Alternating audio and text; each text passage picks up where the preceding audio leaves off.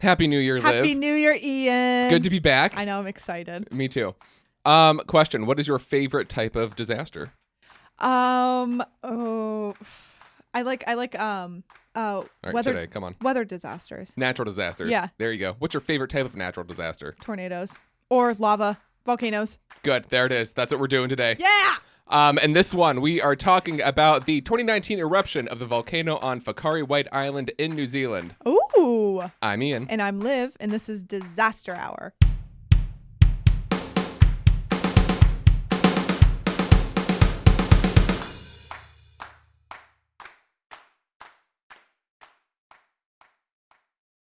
So do you know about this one at all? I think kind of, but like not a lot. I remember hearing about it like as it happened. Yeah. But then the world ended very shortly after, and Yeah. I think it got kind of overshadowed by that. Ooh. Laugh through the pain. All right, so during the eruption in 2019, there were 47 people on Whakaari/White Island off the coast of New Zealand, which is a popular tourist destination. Oh. So out of these 47 people, 22 of them were killed either during the eruption or later in the hospital from the injuries that they had sustained. Ooh. And the remaining 25 tourists all suffered varying degrees of injuries as well, with many of them needing intensive care in the hospital for their severe burns. That would hurt so bad. I cannot even think about it.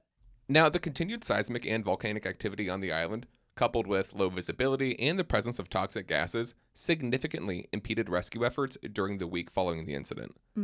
So unfortunate. Yeah. But first, before we get into all of that, Liv, start us off with all the things. Okay, team. If you have any suggestions for any episodes, please email us at disasterhourpodcast@gmail.com. And if you want to see more content from us, like and follow us on Instagram, Threads, and Facebook at Disaster Hour Podcast, and on X at Disaster Hour Pod. Elon. Also, you can head on over to the Discord. You can find us at Disaster Hour Podcast there. You can find the server link to our Discord in the Instagram bio, or you can shoot us an email at disasterhourpodcast@gmail.com, and I will send you the link to the server. It's fun. Yeah, we have a good time. Yeah. We started going live. I tried that last night. It worked. It was more of a soft launch. I really just wanted to figure out the logistics of how it worked. It's not difficult. Yeah. If I can figure it out, most people can figure it out. Yeah. So we will be doing more events like that. Yeah. Oh, and also we finally got a Patreon. Yes. I said it would happen, and we got it. I'm so excited. So you can find us at Disaster Hour Podcast at the Patreon as well. It is free to join, so you'd really be stupid not to join it. You'd be losing money by not going to the Patreon. Yeah. I don't have any episodes on the Patreon yet, but there's a lot of bonus content, which translates to just 2 episodes of me playing Fossil Fuel, the scary dinosaur game, and me jumping and screaming for 20 minutes at a time. Yeah. It's fun. Yeah, it was funny. I watched it. I'm also going to put all the bloopers episodes up on the Patreon as well, along with other bonus content coming up. So if you've gotten used to having the bonus content on Spotify/wherever else you listen to episodes, don't get used to it because it's going to be gone soon. We're taking it away. Give me that. Taking it away from you. Yeah, but that's Patreon. So go check us out. Sign up. And pretty soon we'll have more stuff on there too, like merch. I know we've said that how many times, but we're actually getting the ball rolling with that this time. So get ready. And then also head over to the website at www.disasterhourpodcast.com. Leave us a comment, leave us a review, like and rate 5 stars or 1. We want the good, we want the bad, and by God, we want the ugly. We've got the ugly too. We've got the workings of another Angry Fans episode coming up also. So if you're ready for that, we've got some good ones for this one. It's angry fans and then pretentious fans. Yeah, we've got some pretentious ones in this one too, which love it. Very much like, well, actually, shut up. You got something wrong. Oh, really? This thing we do in our spare time in my spare room in my 2-bedroom apartment? Having when I'm full-time not jobs working? and a part-time job? That's crazy. What? I forgot a God. detail? Oh my God, in an hour? Oh. Anyway. And guys, new episodes every Thursday, unless we say so. This is our podcast and we do what we want. That is correct. Yeah. If we want to take a break, you're going to let us take a break. I don't think we have any major breaks coming up, though. So don't worry, guys. We'll let you know. We'll keep you in the know. And if you want to be kept in the know, follow us on our socials. That's where to find us. Yeah. Okay, you ready? Yes. Cool. All right, so the 2019 eruption of the volcano on Whakaari White Island. Mm-hmm. Whakaari/White Island is located in New Zealand's Bay of Plenty. Do you know where the Bay of Plenty is? No, but it sounds fun. Yeah, it's the northern coast of New Zealand. Ooh. There's just a lot of islands in the northern bay. Yeah. Looks awesome. It is 30 miles or 48 kilometers off the northeast coast of the North Island of New Zealand. Now, Whakaari/White Island is home to an active stratovolcano. Ooh. My favorite of the volcanoes. That actually is my favorite Yeah, of volcanoes. Yeah. A stratovolcano is basically your stereotypical volcano by design. It sticks up out of the ground in the shape of an inverted funnel, or cone-shaped, if you will. Mm-hmm. And at the top of the volcano is the vent where the lava and volcanic gases escape. Ooh. We love a good volcano. Yeah. Well, not when people get hurt by them, obviously. Yeah, we don't like that. But just nature. Oh, I fucking love It's nature. A volcano is just like... fucking crazy. That's what it is. It's Mother Nature's art, Yes. if you will. You know what Yes. else is crazy? Sinkholes. Oh, yeah. That's happening all the time in like cities. I think one happened in Cleveland. I think one happened right there out that window just now. Look, everyone is drowning. Drowning. In the sinkhole? I don't know. That fell in. Well, I don't fucking know. All right, back to the episode. Now, the island is absolutely stunning. Mm-hmm. It's a tropical island covered in lush green foliage, a volcano in the middle, rock structures all over the island, and it's surrounded by deep blue water. Amazing. Just like the island in The Incredibles. Volcanic soil is among the most fertile on Earth. Shut up. Would you care for another mimosa? Would you care for more mimosa? Shut the fuck up, I had it prepared. dude.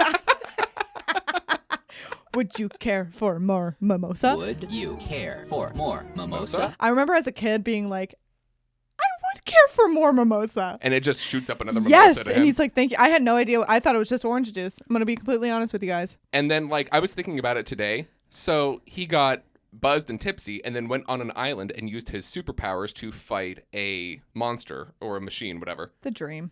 That would be me. Superpowers, tipsy, fighting a giant machine monster. Oh, fuck yeah. Being like, all right, like, fuck it. Let's go. Oh, I'm watching that when I get home. Thank you so much for picking the movie I'm going to watch when I color and I get a little Hi. Good Good fun for in the you. clouds. You can say it here. It's fine. I can, yeah. Yeah, And it's it's legal fine. in Ohio. Now, the island itself isn't very large. It's about 2 miles long by 1.2 miles wide, or 3 kilometers by 2 kilometers. Mm-hmm. Now, let's talk about some history of the island. The Maori people are the indigenous people of mainland New Zealand, and centuries ago, they named the island Whakaari, and it's spelled Whakaari. I was literally pronouncing it Whakaari until this morning when I was looking up videos, and thank God I was like, oh, that's not how you say it. It's Yeah. Whakaari. You said Cool. it right. Cool. Now, Whakaari translates to exposed to view or to make visible, which I'm guessing because the large volcano sticks out of the center of the island. Yeah. Now, the full name of the island is, and I think I'm pronouncing this correctly, Te Puia Whakaari, which translates to the dramatic volcano. Us. Literally, I have never related to the name Us. of a natural structure so much. The dramatic volcano. As if a volcano isn't dramatic enough. That is so us. Our conversations Spews when I lava, came in. destroy cities. This one had said, girl. This is for us. And the name seems fitting because throughout history, the volcano has been extremely active, as it almost constantly seems to be active with some type of volcanic activity. The volcano is known for frequent emissions of steam and toxic gases, as well as the presence of acidic streams and lakes on the island. Ooh. Well, then in the 1800s, British explorer Captain James Cook named the island White Island, one of the most ironic examples of a whitewashing of another culture. I was just going to say, Like, really, White Island? He supposedly named it White Island because of all the dense clouds of white steam emanating from the island all the time. Like, I'm sorry, the absolute lack of creativity is fucking lame. come on. And, like, leave it to someone with the most generic-ass name, James fucking Cook, okay, to give the island this totally non-memorable name. Yeah. White Island? What? Come on, it's not even white. The clouds of steam are what's white. The island is green. It's lush. It's beautiful. It's not White Island. It should be Steam Island. Or- Gorgeous girl island. gorgeous green island with lots of white steam popping up. And I'd love yeah, to be here with mimosas. with mimosa. Would you care for more mimosa? Exactly. That's the name of the island. TM. We should have fucking started drinking mimosas. We should have. But no, they named it White Island. Boring. Fucking Yawning. James Cook. But don't worry, because then in 1997, the island's name was officially changed to Whakaari/White Island, combining the Maori and the English names. Thank God. Just throw away White Island.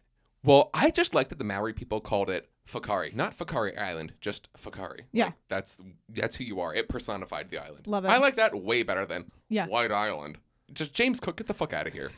James Cook, if you're watching this, leave. James Cook ghost.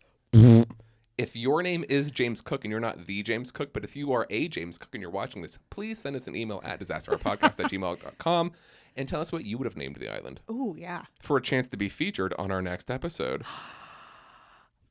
Yeah, I don't know. Be Anyway. fun. Yeah. So that's how it got its name. Now, back to the volcano's rich history of volcanic activity. The recent history of major eruptions includes several in the 1980s, and then another major eruption in 2000, which actually formed a new crater in the center of the volcano. Ooh. And then there were smaller eruptions that occurred in 2012, 2013, and 2016. Oh, wow. Now, here's something I learned. Stratovolcanoes, because of their shape, make it a lot easier for volcanic gases to build up inside the volcano. And this buildup of gases more commonly leads to explosive eruptions of steam and volcanic gas, as opposed to slower eruptions with lava flows. Oh, okay. And one thing I think people often don't realize is that most volcanoes, after they erupt, the lava cools and solidifies back into rock, and this forms a giant crater in the middle of the volcano where the opening once was. Okay. And then when the volcano erupts again, the steam, the lava, all of that has to burst through that layer of rock, aka the floor of the crater, which is literally rock and earth. Yeah. So you can literally walk into the middle of a volcano, into the crater, after the eruption settles and the lava cools. Like, I just think that's wild. Like, Just I like did not realize that. Like bebopping around. Yeah, Just like you looking. hike down in there. And people do that too. People were doing that in this episode. Oh, no. Yeah, not great. Not great. Oh, no. So, yeah, volcanoes typically don't just have this constantly open shaft into the middle of the earth. Mm-hmm. Lava eventually settles and cools and forms a new solid earth crater. Weird. I know. That's so weird. Nature is just fucking wild. I'm like curious if you could like hear the lava like underneath, maybe. Like bubbling and boiling? Yeah. I don't think so, because then I would it's imagine it's probably I would like leave. too like really dense. Yeah. Oh, it's Yeah. dense. Yeah. It's real fucking Yeah. dense. And you can put that on a t-shirt. It's real fucking dense. It's really dense. So who owns the island today? It was owned by the Maori natives until it was sold to a partnership of 2 Irish immigrants in 1874. So just sold it to white guys from Ireland that were sailing the world. How does that even happen? Like you go up to someone and you're like, I really want that island. I don't know. Honestly, I just assumed it was like they took it and said, "Hey, we're developed nations. You're not, and this is ours. Give us $1 and say we bought it from you, Give me that island. or I'll give you the $1." I don't know. Yeah. I'm just imagining that it wasn't a very fair deal. Yeah. Well, then in 1936, it was sold to a stockbroker named George Raymond Buttle. Now, I guess the New Zealand government tried to buy the island back off of George Buttle several times, but he kept refusing. However, in 1952, George Buttle agreed to let the New Zealand government convert the island into a private scenic reserve, and the Buttle family estate maintained ownership of the island. Okay. So he didn't sell it back, but he let them turn it into basically a national park, Yeah. essentially. And to this day, in 2025, the island is owned by the Whakaari Trust, a trust which is owned by 3 individuals, Peter, Andrew, and James Buttle. They are 3 brothers. So it's still owned by the Buttle family. The Buttle brothers. The Buttle brothers. Why have I not thought of that? The Buttle brothers. That sounds like a Disney Channel original It movie does. title. They're The like Buttle They're brothers. like back to back like this, and they're like. And they're this jostling guy. the one in the middle Yeah, around. yeah, like, they are. They are. Thank you for seeing my vision there. we see the vision. We see the vision. Where's Katie? Get her here. Now, how much did George Buttle originally pay for the island? One may ask, which I asked. And I really struggled finding that answer. Ooh, really? Yeah, I really couldn't find an official document for how much he spent for it back in 1936, but I did find one random Google Answer AI search that said that George Buttle paid £300 for the island back in 1936. So I don't know if that's correct. So I don't know. Yeah, whatever. Maybe, maybe not. We'll take it as is. But in 1936, £300 equals about $1,200. So he purchased an entire tropical island for today is what, $1,200? Mm-hmm. Can you imagine? You can buy a tropical island for $1,200? I would literally, I'm so sorry to say it, I would just get a loan and get an island and be like, so cool, and just fucking go down there. I would absolutely buy. I would buy several islands. I honestly, one island, build houses, and it's like a big like community thing. Ooh, have like you a seen cult. those? Not like a cult. What you described is exactly a cult. Not like a cult. Anyway, Fuck! I thought $1,200 in 1936 is worth how much today in 2025? you said 1936. $1,200 in 1936. How much today in 2025? Also, you like how I made you think we weren't going to do this? Yeah, it was really. I was waiting for it, and I kept looking at the camera like this. I was like, oh, he's not gonna let me do it. I'm a little stinker. You're a little stinker. That's me. Okay. $1,200 in 1936 is how much today in 2025? $27,000. Shut the fuck up. You're kidding. $27,200. Oh my fucking Shut God. Olivia Scarano. Shut up! Thank you, everyone. This is what happens when we take a 2-week break. My mind is crazy. $27,000. I'm like red. Are you kidding me? $27,200. Yeah, $27,000. I'm shocked. I cannot wait to look at the footage of me spitting my drink out back into my cup. Oh my God. What a good day. Guys, I'm so You know sorry. what? Let's just pause right there and go fill up our drinks again. Please. Yes. Oh my God. I know! Shut the fuck up. Oh my God. Now, because the island is a private scenic reserve, you cannot go to the island without permission from Whakaari Management, which is the company owned by the Buttle family that runs the island's touring operations. Oh, okay. And then there is White Island Tours, which is owned by Whakaari Management, and this is one of several tourism companies that operates on the island. Okay. So Whakaari Management pretty much just oversees all the financial aspects of Whakaari Island. Okay. White Island Tours handles the tourism end of it. Gotcha. But again, there's other tourism companies that Whakaari Management allows to use their island go around. because, they make Okay. cash out of it. Yeah. Yeah. But White Island Tours does the majority of the touring on the island. Again, I would kill to own a tropical island. Dude, and like monetize it kind of. One without a volcano, though. Yeah. Now, the island offers so much to do for these tourism companies, but its main attractions are hiking on the island and around the volcano and deep-sea fishing excursions. Ooh, fun. The ecosystem around the island is full of large tropical fish, and the volcano summit is easy enough to access that you can hike to the top of the volcano, hike around the rim, into the crater, and make it back down to the beaches within a couple of hours. Oh shit, really? Yeah, I mean, again, it's not a large island. Yeah. Would you ever hike into the crater of a volcano, even if it wasn't active? Yes. If I knew for sure. Hard pass. No. If I Fuck knew no. for sure if it wasn't active, I would. I'm going to be completely How honest. do you know for sure that it's not active? How do you know that it won't become active? Because scientists look at it? I don't know. They do. I mean, that's correct. They do. Yeah. I just, no. I would. 'Cause I don't trust Earth. me- Too much fear for me. I get that. Me being myself, 100% Yeah, I you would. would do it. Yeah. And I would be like, this is the closest I'm getting to touch lava.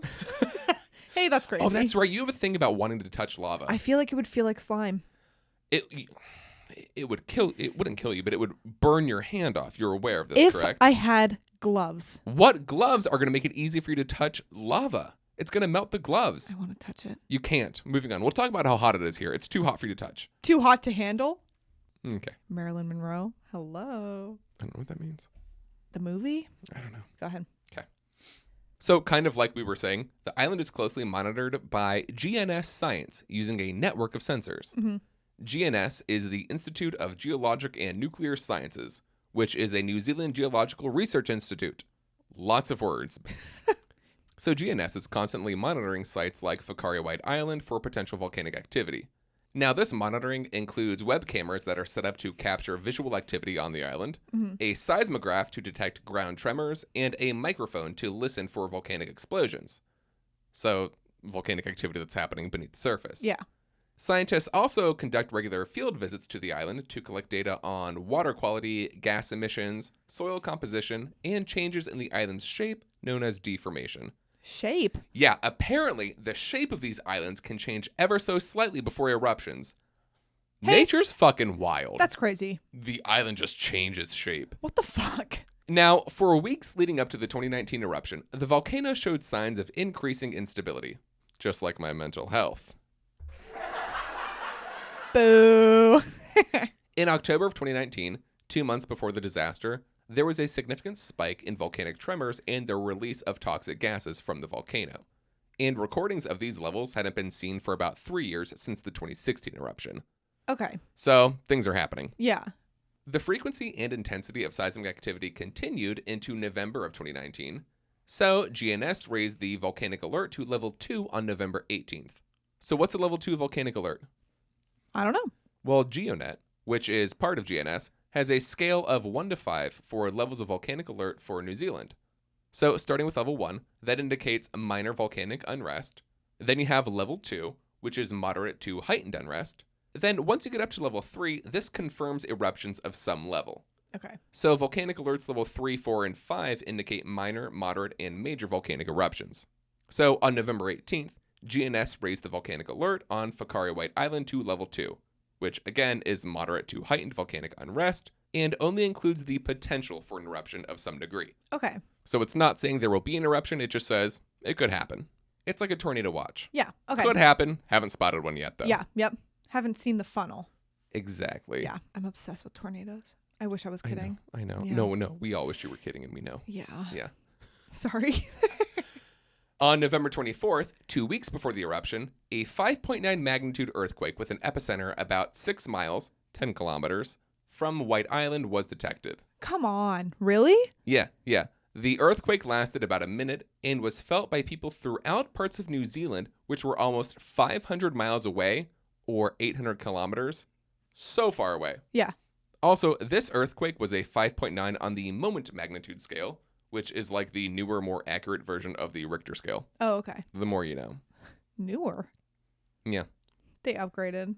Now, we know earthquakes are caused by the shifting of tectonic plates, but a lot of different phenomena in nature can cause this. For example, the release of pressurized volcanic gases beneath the ocean surface can often cause these earthquakes. And just 6 miles from this 5.9 magnitude earthquake is an active stratovolcano, which famously explodes from the buildup of trapped pressurized volcanic gases. Ooh. So are we seeing some connections here? How Absolutely. this may not turn out well. Yeah. We're connecting the dots. We may want to avoid the island. Yeah. So let's go to December 9th, 2019, the day of the eruption. The volcano would erupt just after 2 p.m. local time, and there were a total of 47 people on the island during the eruption. Of these people, 38 were passengers on a shore excursion from Royal Caribbean's cruise ship Ovation of the Seas, which was on a 12-day cruise around New Zealand. The cruise had docked at the port of Tauranga that morning. Tauranga is on the New Zealand mainland, and it's about 53 miles, 85 kilometers, from Whakaari White Island. So how did the tourists get to the island? White Island Tours escorted them there. So White Island Tours had sent 2 catamaran boats to the island for people to hike up the volcano's crater that day. And the journey to the island was about 80 minutes from the New Zealand mainland. Gotcha. Now, upon arrival to the island, passengers were issued safety equipment, including helmets, prior to embarking on guided hikes to the volcano's summit. The day, as everyone reported, was a normal, beautiful day with no obvious signs of danger. Mm-hmm. As the tourists hiked to the volcano's summit, they were able to walk around the volcano's rim and into the crater of the volcano. Tourists especially reported on how beautiful and scenic the island was, especially considering that in the southern hemisphere, this was the beginning of summertime. Oh, yeah. Oh, Yeah. my God. I bet it was gorgeous. So they're having a fucking beautiful day. Yeah. So after spending a majority of the first part of the day on the island, the first of 2 groups began making their way back to the catamaran on the island's dock, and at around 2 p.m., the first group had departed for the journey back to New Zealand's mainland. At this time, although the second group was just beginning to make their way back to the dock, there were still tourists near the volcano's rim and inside the volcano's crater. Oh, God. I know, it's not great. It's like you can track it as much as you can, but you never know. Like You never when know. it's gonna. No. Oh, God, that's so horrifying to me. Now remember though, 2 weeks before this, GNS raised the volcanic alert to a level 2. Yes. So at the time they're on the island, there's already a level 2 warning, which means moderate volcanic unrest. So things could happen. God, that's so like, oof. I don't know. I know. And White Island Tours, the company that put on the tour to the island that day, Yeah. had posted this statement on their website when GNS upgraded the volcanic alert level to level 2. Okay. It said, quote, Whakaari/White Island is currently on alert level 2. This indicates moderate to heightened volcanic unrest. There is potential for eruption hazards to occur. White Island Tours operates through varying alert levels, but passengers should be aware that there is always a risk of eruptive activity regardless of alert level. White Island Tours follows a comprehensive safety plan which determines our activities on the island at various levels. Okay, see, when you asked me if like I would walk around and like hike, my ass, because we're very type A, I'm going to be honest. No, not me. Especially if I'm going on a vacation and I look at their website and I see that, I would not do that. Especially if it's like there is a potential. I'm not doing that. Hard pass. Yeah. So I'm glad that they posted that. I don't know. It's hard. That's a very, very difficult. Because then I understand like people who book these vacations who are like looking forward to this and want to hike it. If they're like, okay, there's a potential, but like with our luck, there's not going to be anything. But we live in Northeast Ohio, so like what is potential for volcanic activity? Exactly. Like, in the mid-Pacific, like Yeah. Is that just daily? I would assume that if I'm going there, they're not going to allow me to go there with the significant chance that I could get volcano harmed. Yeah, exactly. Trapped in a volcano. Yeah, you know what I mean. No, yeah, you're right. So it's very So yeah, it's unfortunate. tricky. It's very unfortunate. It's extremely. That's very tricky. Now, the volcano erupted on December 9th, 2019 at 2:11 p.m. local time. The first catamaran had just departed the island's dock and was only about 200 meters away from the island during the eruption. Now, the eruption was likely incredibly loud, but on the catamaran, the sound was muffled by the boat's motor, so people don't really hear it right away. Oh, shit. However, passengers looked back at the island and saw a towering white cloud rising behind the volcano. But then the cloud quickly turned to gray, and a dense cloud of ash began rolling down the side of the volcano like a fucking avalanche. I'd freak the fuck out. And these people did, and they ran into the cabin of the boat immediately. As they should. Yes. Holy shit. In seconds, the entire island was completely engulfed by ash, and then the cloud of ash continued rushing down the island, across the beaches, across the ocean, and toward the catamaran. Fucking worst day ever. I would be horrified. You cannot run away from that shit. I would be worried can't. about a tsunami. Well, I guess, would you really? I don't know. I would just be terrified that Yes. the earth is going to swallow me at some Yes. point. Yeah, exactly. I would be horrified. Now, there was so much ash that the sun was temporarily blocked out, and the ash plume rose as high as about 2.2 miles or 3.7 kilometers, which is 12,000 feet into the sky. Dude. You can see that shit from space. That is insane Yeah. to me. So what likely happened was, with all the recent earthquakes in the area, the shifting of the earth beneath the ocean likely allowed ocean water to enter the volcano's core. And when this ocean water mixed with the magma, steam began building up inside the volcano, and eventually the pressure became so great that the steam exploded upward from the center of the volcano. This explosion blasted rocks, ash, and toxic gases into the air during the eruption. So, this volcano would be classified as a phreatic eruption. Oh, wow. Since the eruption was caused by a buildup of steam and not lava. Mm-hmm. Which would technically be magma because it's still beneath the earth. But yeah. Mm-hmm. And remember, the pressure buildup has to be strong enough to burst through the volcano's crater, which is made of literal rock and earth. So just imagine how intense that eruption is. Insane. Now, how hot is magma? One may be asking. Are you asking that, Liv? No. Yes, you are. You're asking that. Liv asked that, everyone. The easy answer, it's real fucking hot. From what I can tell, it seems like the location of the magma, along with how deep it is, and the type of molten rock, all play a role in how hot the magma is. But a general range I saw was anywhere between 700 to 1600 degrees Celsius, or 1300 to 2900 degrees Fahrenheit. That is hot. I want to touch it. Okay, Liv. I want to. I know you do. Sorry. I feel like it would feel like slime. You wouldn't feel anything because your nerves would be instantly burned off. Womp womp. Now, even though there was no lava in this eruption, or if there was, it was very minimal, the steam alone from the eruption would be enough to cause severe third-degree burns. Water boils and becomes steam at 100 degrees Celsius, or 212 degrees Fahrenheit. Now, that temperature alone can cause third-degree burns by itself. Now, the steam during an eruption can be at least 300 degrees Celsius, or 572 Fahrenheit, so almost 600 degrees Fahrenheit. Right. And if you're unfortunate enough to be standing in the crater during the eruption, your body is completely engulfed by that 300 some Celsius degrees steam. And in this case, the steam is not just water vapor. It's usually a mixture of CO2 and hydrogen sulfide, which is extremely toxic. Oh my God. It can cause skin irritation and burns, and if you inhale it, it can burn your lungs, can make you dizzy, pass out. Basically, it'll just kill you. Yeah. Awful, just truly awful. Awful. Now, following the volcanic eruption, and once the ash had begun to settle, the first boat returned to the island to rescue any of the surviving tourists. From the boat, they could see survivors in the water and on land near the island's dock. Oh, wow. The White Island's tour manager and another tour guide from the first boat also launched an inflatable boat from the catamaran so they could quickly make it back to the island. Mm. You know, it's quicker than the large boat. Yeah. Now, the second boat, which hadn't left the island yet, was still moored at the dock, but it was now heavily coated in ash. Some tourists said that there was so much fallen ash that everything on the island, including the boat at the docks, looked like it had been painted in a thick gray paint. Ugh. The island was completely unrecognizable from just minutes prior. Wow. Wow. So the tour guides, along with the tourists on the first boat, all worked together trying to rescue as many survivors as they could. Passengers assisted those brought onto the boat with water bottles, jackets, and even things like giving them their own inhalers and eye drops. Oh, wow. Like, yeah, just helping any way they could. Now, eventually, however, even though not all of the remaining tourists had been accounted for, they were forced to leave the island, since the volcanic alert level was officially raised to a level 4, which is a moderate volcanic eruption. And this signifies that eruption hazards are present on and near the volcano. This means that anyone on or near the island is in serious danger, and they have no way of knowing if the volcanic activity is done as well. So at this point, they have no choice but to leave the island. Yeah. They're like, we have to get out of here. Literally. We gotta go. Yeah. In total, 23 survivors were evacuated from the island, and as the catamaran was making the 80-minute trip back to the island, paramedics from the New Zealand Coast Guard intercepted and boarded the boat so that they could provide medical attention to those who were injured. Mm-hmm.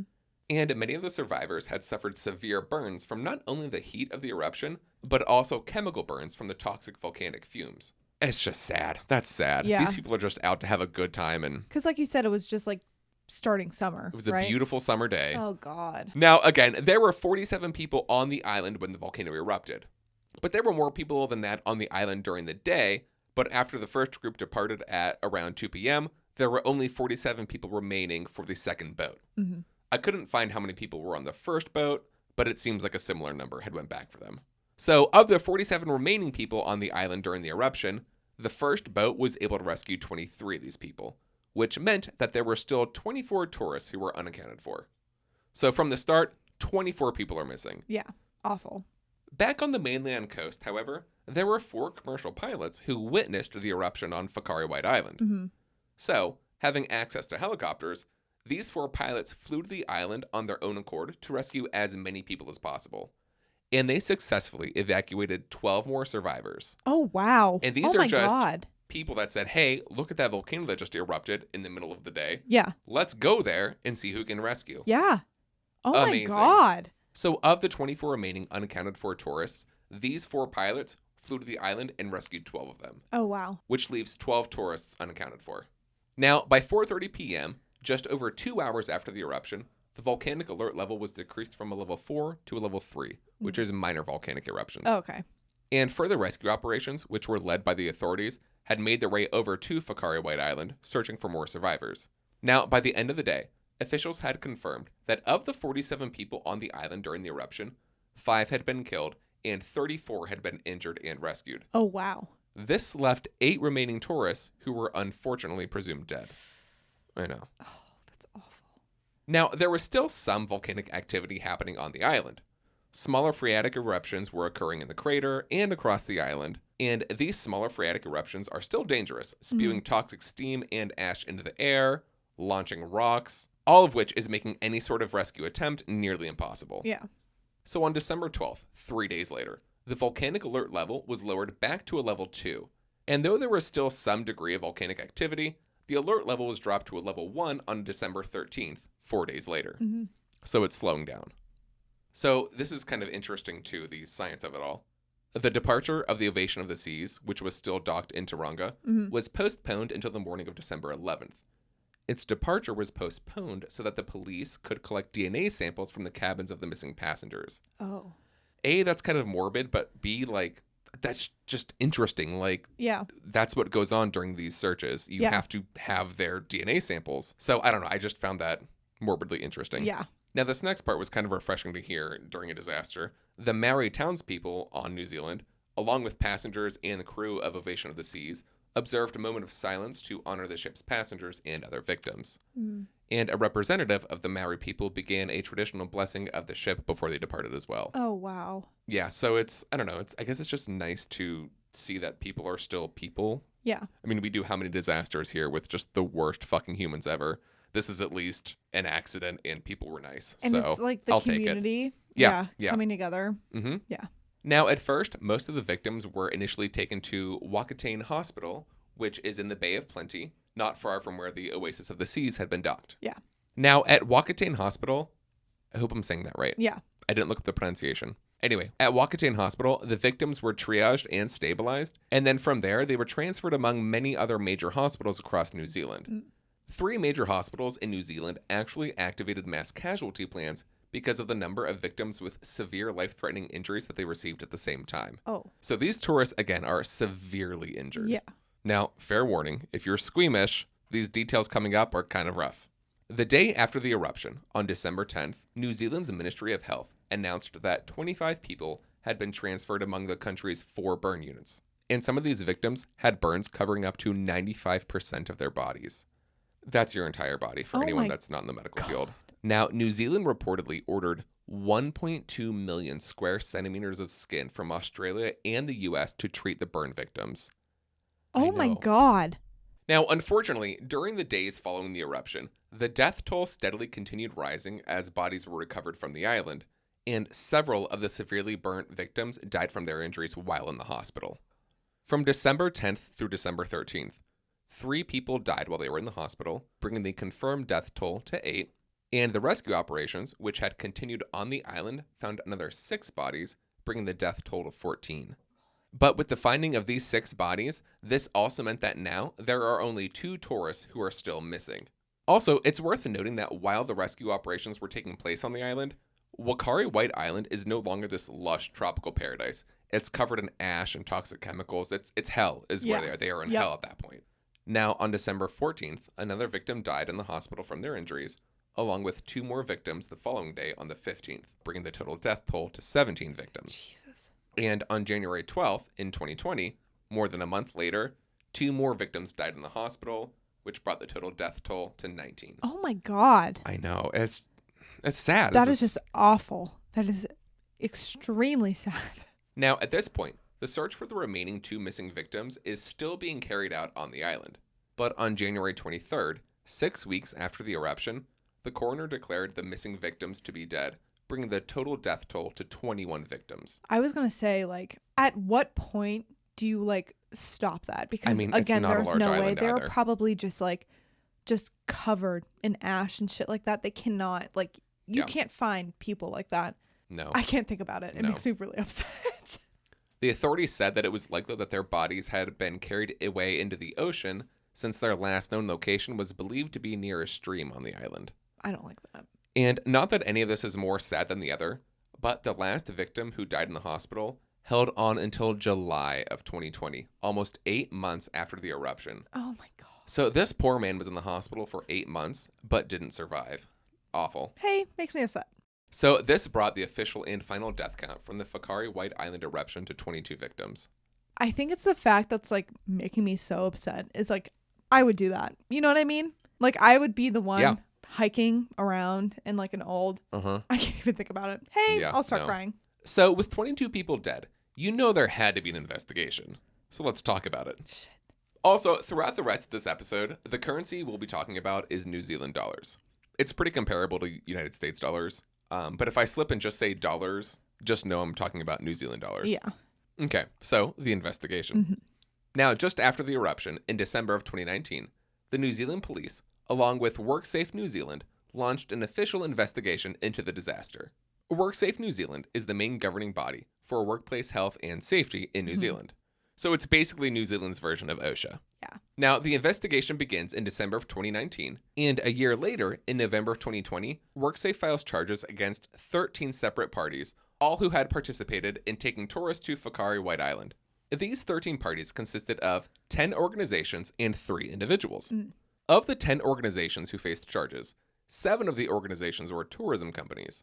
These tourism companies were White Island Tours, Volcanic Air Safaris, Kahu, New Zealand, Arias, In-Flight Charters, ID Tours New Zealand, and Taronga Tourism Services. The remaining 3 companies that were not tourism companies were GNS Science, the National Emergency Management Agency, NEMA, and Whakaari Management Limited, which again is the company owned by the Buttle family that oversees the financial aspect of the island. And the 3 individuals who faced charges themselves were Andrew, James, and Peter Buttle, all who were directors of Whakaari Management. Okay. I have a lot to say.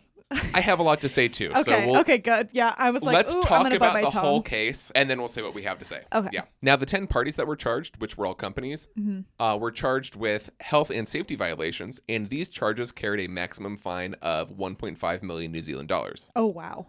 And the 3 Buttle brothers were also charged with health and safety violations, and each of these charges came with a maximum fine of $300,000. Okay. Now, the trials for this investigation began in early 2021.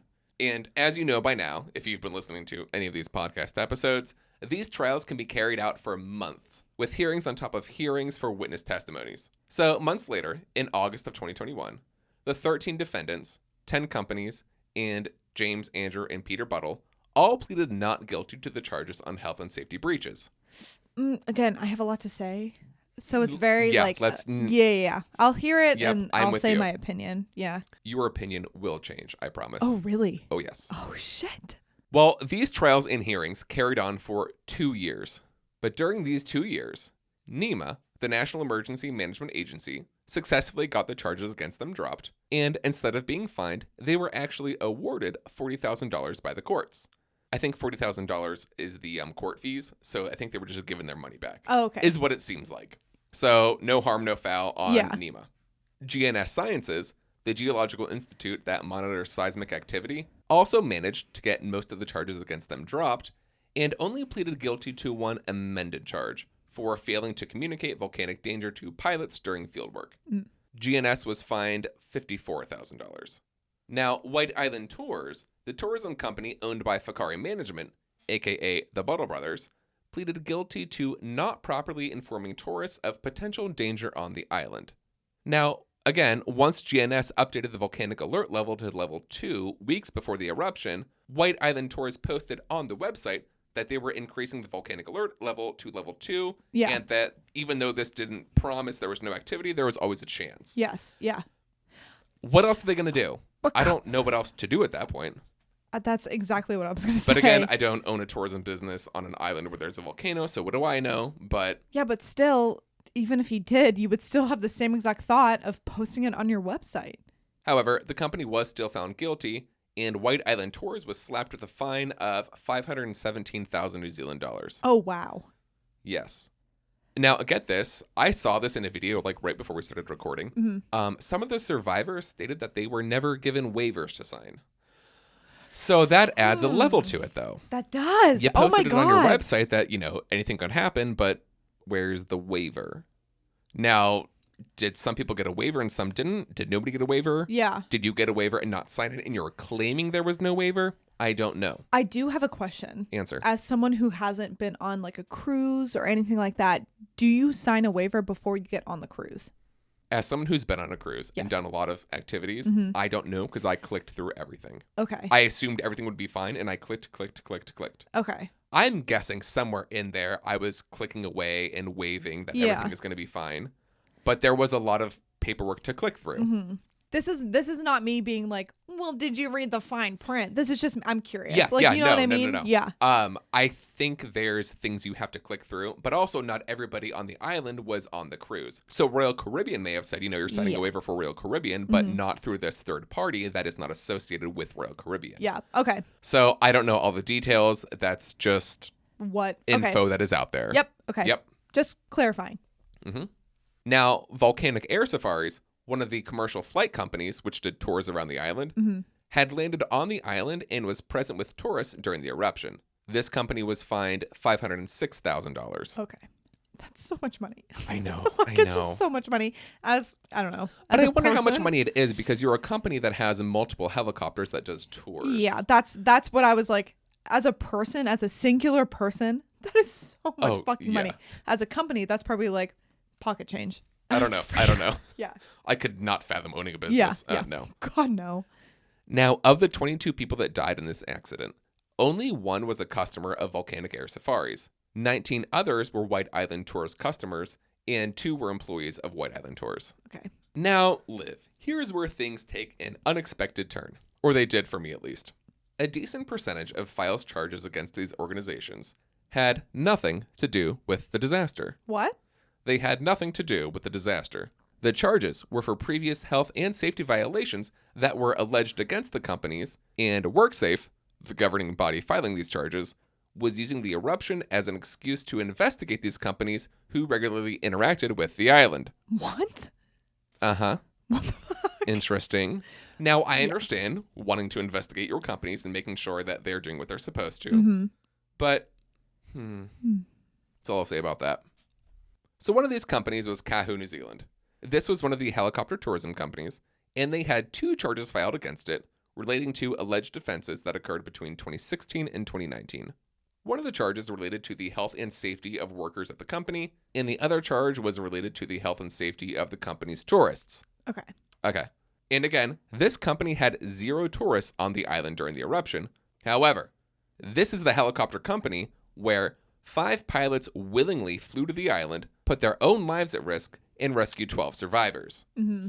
Now, WorkSafe had stated that they would not be filing charges against Kahu for their actions on the December 9th eruption. So even though the company broke health and safety violations by flying to the island that was actively erupting, WorkSafe said that they're letting it slide because they rescued people. But WorkSafe still slapped Kahu, New Zealand with a fine of 196,000 New Zealand dollars. But they were generous enough to give the company a 25% discount on their fines since they rescued people. Get fucked. I'd be like, honestly, What? take the discount away. What would it be without that? I'll pay that. Yeah. What the fuck? That's very like weird to Very me. government. Very government. I'm the government. Very. Fuck off, big government. Yeah. Now, the efforts these pilots went through to rescue people is fucking amazing. Yeah. The company's director, Mark Law, was one of the pilots who flew to the island, and he gathered 4 more pilots to take helicopters to the island to help in the rescue attempts. Now, once they landed on the island, the helicopter crew waded through ash that was shin deep, and they had to wear gas masks because the air was so toxic, and I'm just assuming also that it was hotter than hell on the island as well. Now, they rescued 12 survivors, all who had been badly burned, but they found another 8 bodies of deceased tourists on and in the crater too. So the pilots retrieved these 8 bodies from the volcano's crater and carried them to a place on the island where they would be easy to retrieve after they flew the survivors to the hospital. Oh, wow. So they literally found corpses and said, Yeah. we're not leaving these dead bodies. Let's remove them, at least, then we can come back for them. However, after rescuing the 12 living survivors and flying them to the hospital, law enforcement ordered the pilots not to return to the island. Which, I get. Yeah. Unfortunately, of the 12 survivors that the pilots rescued, 10 would later die in the hospital from their injuries. But the remaining 2 survivors were alive because of these pilots. That's good. Now, even though they weren't permitted to return to the island, the New Zealand authorities consulted the pilots to guide them in the search and retrieve efforts later that week. So, it wasn't for nothing, at least. Yeah. Again, 2 people are alive because of them. Yeah.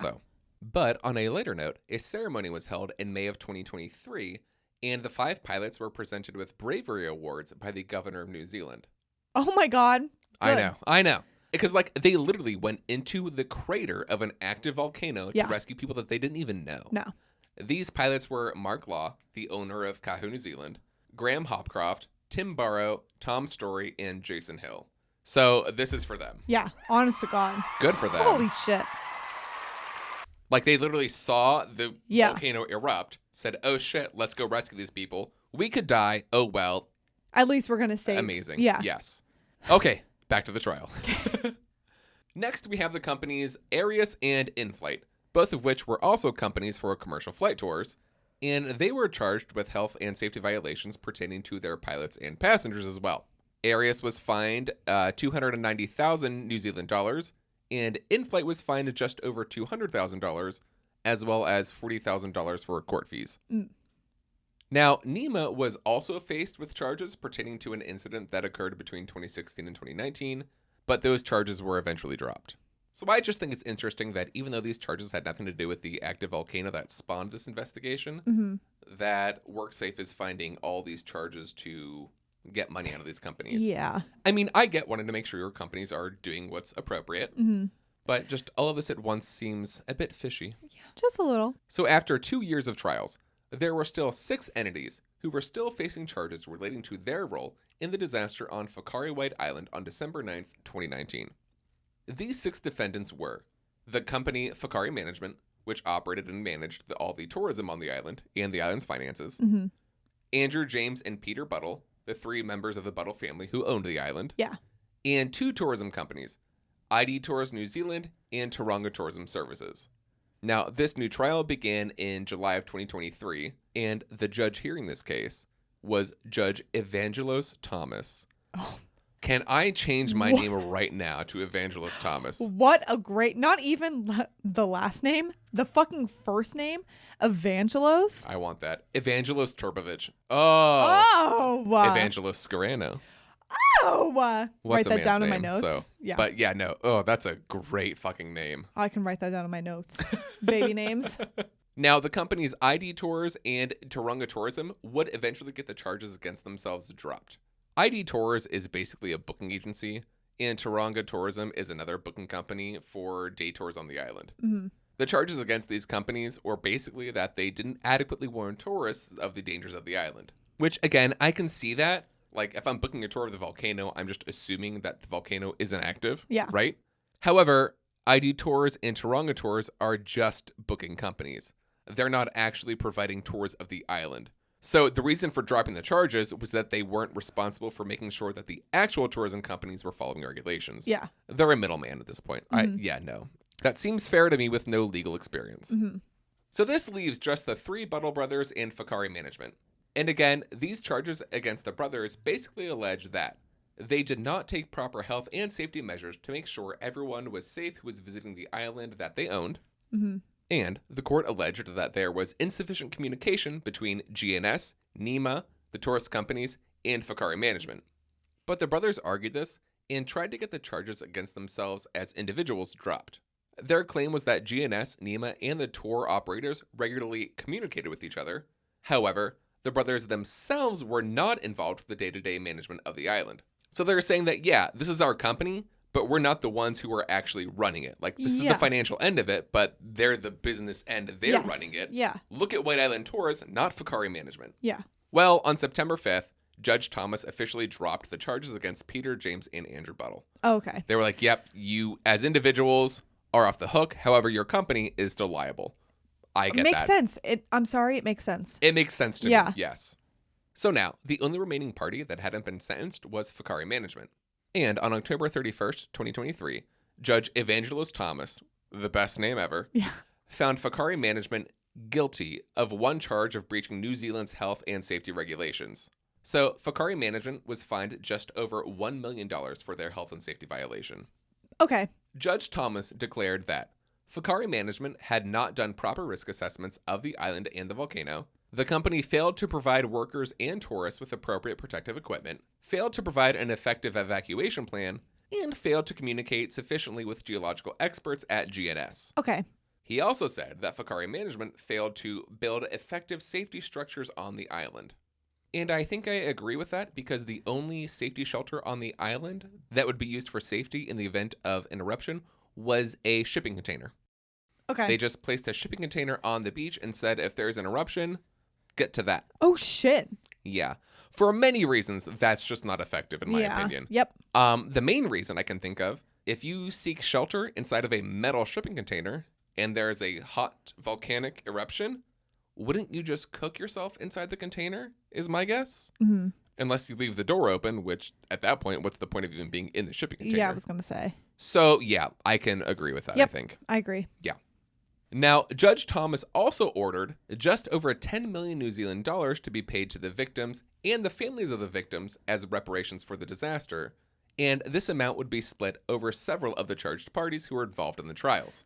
White Island Tours would pay about half the reparations, 5 million New Zealand dollars.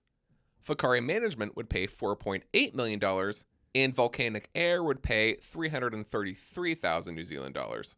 Surviving victims and their families would receive $250,000 each. However, that amount would be adjusted in the cases where either children lost both parents and for families who had lost more than one relative. I was going to say, I think my main thing with like cases like this is like, I hope to God that families get money for the damages 100%. that they lost. Like, obviously, money is not going to like, replace who they lost, but hopefully it is like helpful for them, Honestly, I think half of it is the gesture too. Like, yeah, at least my government gave a fuck enough to say, I'm so sorry this happened. I can't fix it. Here is this amount. This will cover funeral expenses. This will cover living expenses if you're dependent on that person. This will just help you through this. Here's what we can do. Here's this base we're going to give you, and we may give you more depending on the scenario. Exactly. At least we care. Exactly. I can accept that and move on with it. Yep. Yes. Granted, I was not involved, but reading about it and doing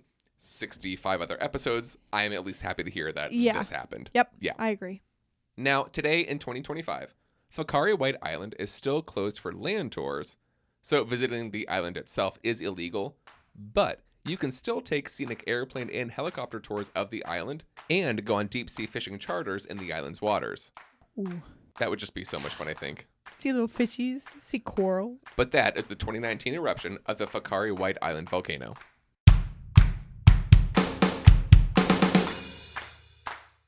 That's very difficult to like Process a little bit. It's very like... It was not as straightforward as I thought it was going to be. Yeah, it's very like heavy. Heavy, very heavy. Yeah. Alrighty. You want to play the blame game? It's been a minute. Yeah. Let's do the blame game. Yeah. Alrighty. The blame game is where we rate the disaster on 3 different categories. Was it predictable? Was it preventable? And was it avoidable? Each category is rated on a scale of 0 to 5. A total score of 3 or less means what, Liv? It's a true disaster, baby. And anything higher than that means we get to point some fingers. We get to assign blame. We get to decide. We get to. We love assigning some blame here. It's my favorite pastime, baby. Oh, yes. You and I Oh, both. yeah. All right. So starting off with predictability. Okay. We both go. I'm going to go a little higher on this one just because it was rated level 2, which means, there's some activity. It's not guaranteed, but the island itself has a rich history of volcanic activity. There's a level 2. I was going to say honest to God a 2. And not because it was like scheduled at a level 2. No, I'm going higher, 3 or 4. Oh, really? The island erupts all the time.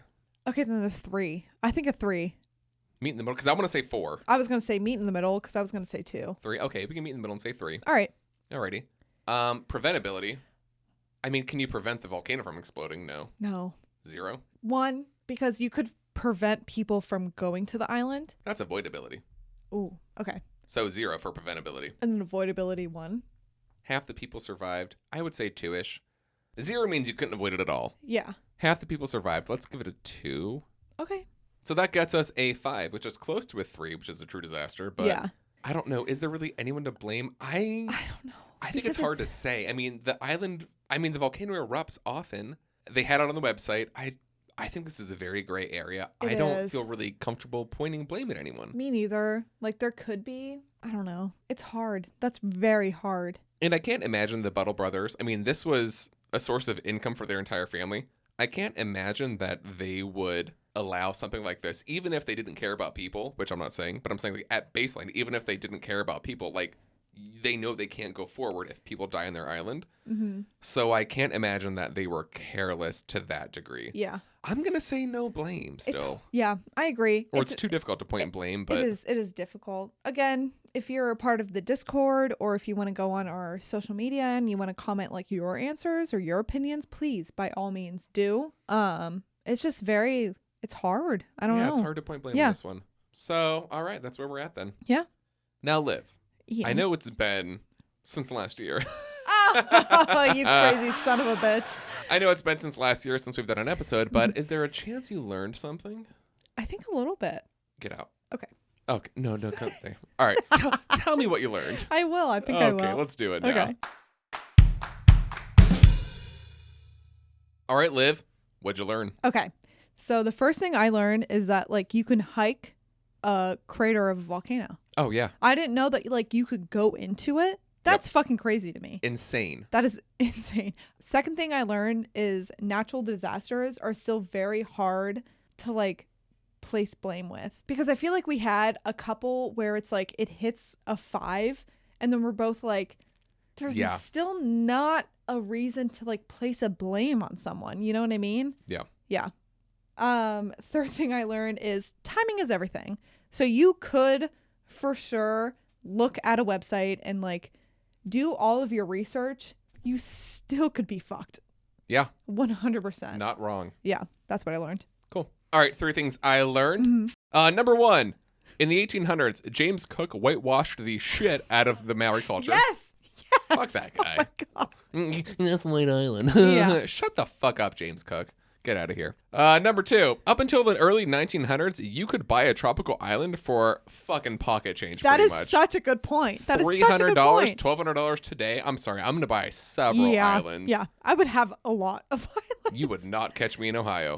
And the third thing I learned, this is my favorite part. Mark Law and the other 4 pilots who worked for him were goddamn heroes. Yep. Those guys were the fucking best. And again, I just love that the New Zealand government went out of their way to recognize them. Yeah, I agree. Fucking agree. amazing. Yeah. Fucking amazing. Yeah. And there you have it, folks. Want to say the things one more time, Liv? All of the things, not just some of them, all of them. Thank you so much for asking, Ian. You're so welcome. Thanks. Go for it. Guys, if you have any suggestions for any of the episodes, please email us at disasterhourpodcast@gmail.com. And if you want more content from us, like and follow us on Instagram, Threads, and Facebook at Disaster Hour Podcast, and on X at Disaster Hour Pod. Guys, head on over to the Discord. You can find us at Disaster Hour Podcast. And if you want the link to the Discord server, it can be found in our Instagram bio. Or you can shoot us an email at disasterhourpodcast@gmail.com, and I will send you the link to the server. Me and Liv will be doing some live streaming on the Discord server, so if you want to be involved with that, stay up to date with us on our social media. We'll keep you in the know. Also, we have a Patreon now. So excited. You can find us at Disaster Hour Podcast. You can find bonus videos there, bloopers, extra content that doesn't pertain to a disaster, such as me playing horrifying PlayStation games alone by myself, or just general gabbing and nonsense content. You can find it on Patreon. Yeah. And it's free, too. We're not charging you to go to Patreon. Yeah. Not yet. Not yet. And also, stay in the know because merch will be coming soon. In the next couple months is what soon means. I'm so excited. Me too. And head on over to the website at www.disasterhourpodcast.com. Leave us a review. Tell us how you feel. Like and rate 5 stars or 1. And yeah, I think that's it. Liv, anything else? New episodes every Thursday, unless we say no. Anything else? What are your New Year's resolutions, Ian? Nothing. I want to stay the same way that I am. Honest to God, I No. love that. No, seriously, People are like, I want to improve myself. No, No. I'm pretty good with how I am. You're so content. I'm happy with how things are going. I love that. Okay. What about you? Being more organized. I got like a calendar for like my fridge where I write it down. I got a calendar for my fridge, and you think that's going to make you more controlled? No, organized. Organized? The same thing. I think it is. Where I can write down like when we're recording so I don't like plan something else in between that, which I did. You mean a yearly planner like I have? Yeah, You gotta exactly. have one. I don't. This is my last year's one. I got to do a new one this year. There you go. All right. We're going to be done. And that's going to be it. But we will see you next week. Stay safe out there and good luck. I love you so much. Liv loves you. I'm happy you came back in 2025, the year of our Liv and Savior. Amen.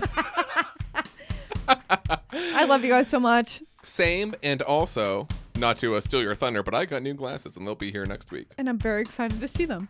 Thank you. I'm excited to wear them. They're blue. I love them. Ian and I are going to go eat dinner now. Goodbye, everyone. Bye. Have a nice night. Bye.